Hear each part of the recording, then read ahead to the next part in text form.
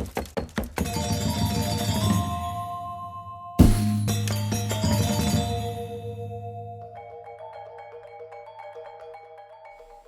welcome to the Sterling Heights Public Library. My name is Brent, and today we're going to show you how to make a green chili sauce.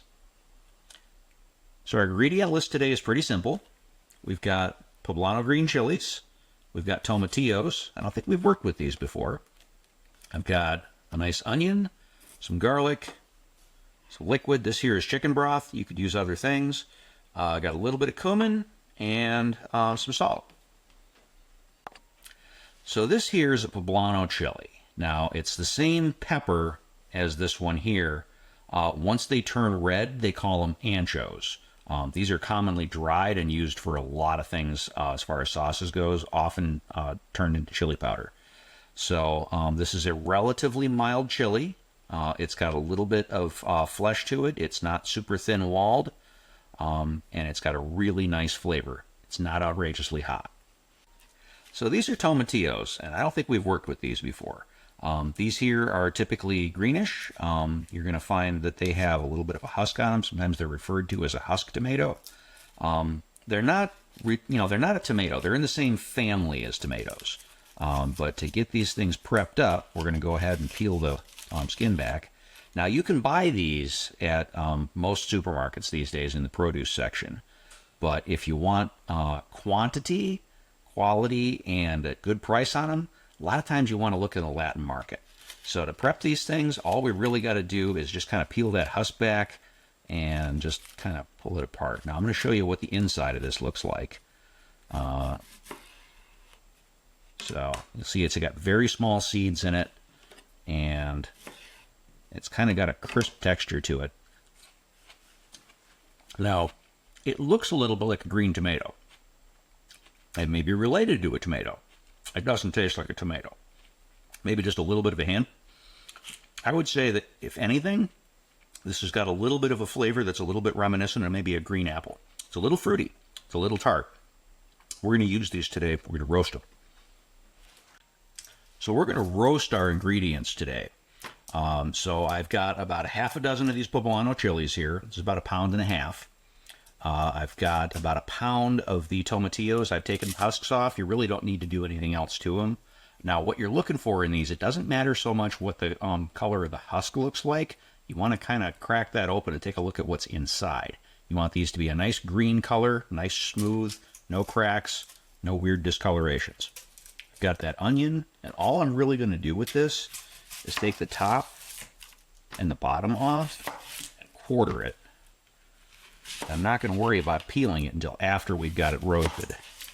Let's go ahead and set those right on this tray here. So I've lined this with a little bit of tin foil, and that is just going to make cleanup a little bit easier. I'm going to put these in a 400-degree oven for about 20 minutes. So about 10 minutes into the roasting process, I'm going to go ahead and throw the garlic in there too. Whole, not even going to bother peeling it. I don't want to put it in too early because these are relatively small and I don't want them to burn.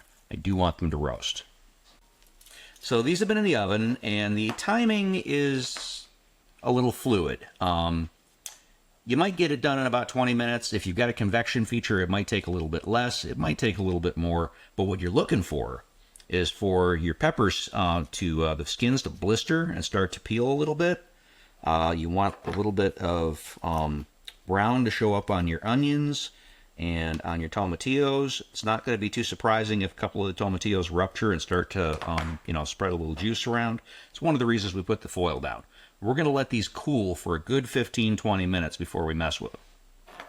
So we're going to take this stuff and we're going to put it in a blender jar here. So the tomatillos don't really need any special treatment at this point. So we're going to just throw those in right like they are. The onions, we didn't bother to peel them when they were raw, so we're going to peel off any papery skin right now. It's going to come off there pretty easily, and we'll just throw in that as well. Those are a little bit cooked at this point.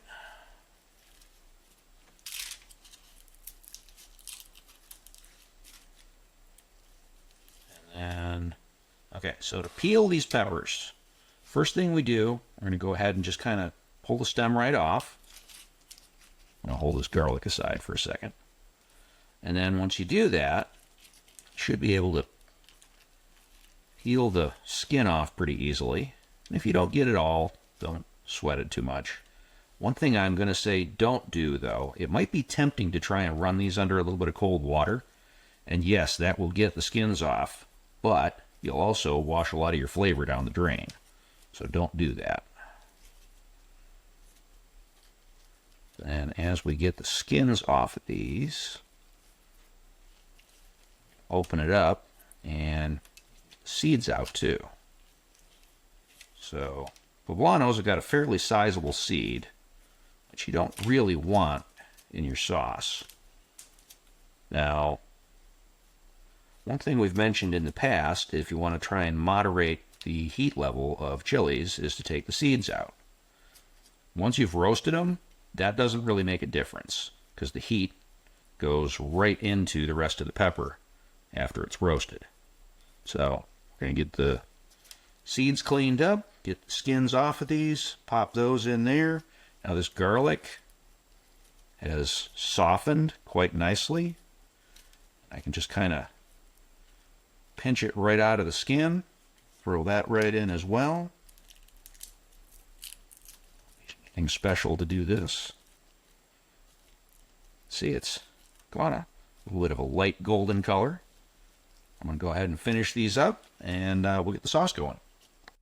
So I've got all the peppers peeled and deseeded. I've got about a cup of chicken stock here. I'm going to go ahead and add that in. If you wanted to keep this vegetarian, you could use water. This is optional, but I'm going to add about a half teaspoon of cumin seed.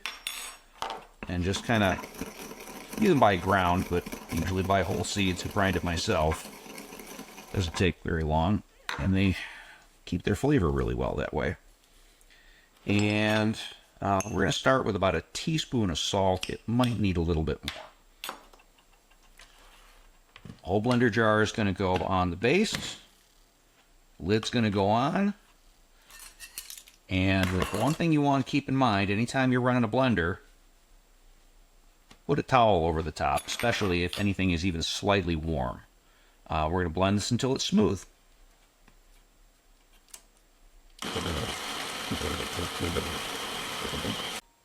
Okay, so that's going to make about 6 cups of sauce.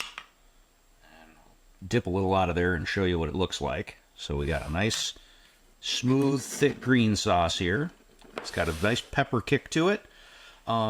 This is not overwhelmingly hot, but it's definitely got some zing to it. If you wanted it to be milder, you could downsize the number of peppers and upsize the amount of tomatillo.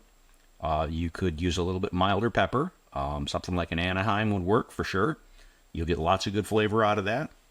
If you want it hotter, I would say that one of the best things you could do would be to throw a couple of jalapenos into the mix when you're roasting stuff and put them right in the blender along with it. Do be careful to test your peppers when you're doing this, because a couple years ago I got a hold of some hatch chilies, which come in mild, medium, and hot, and I got a couple of hot ones in there.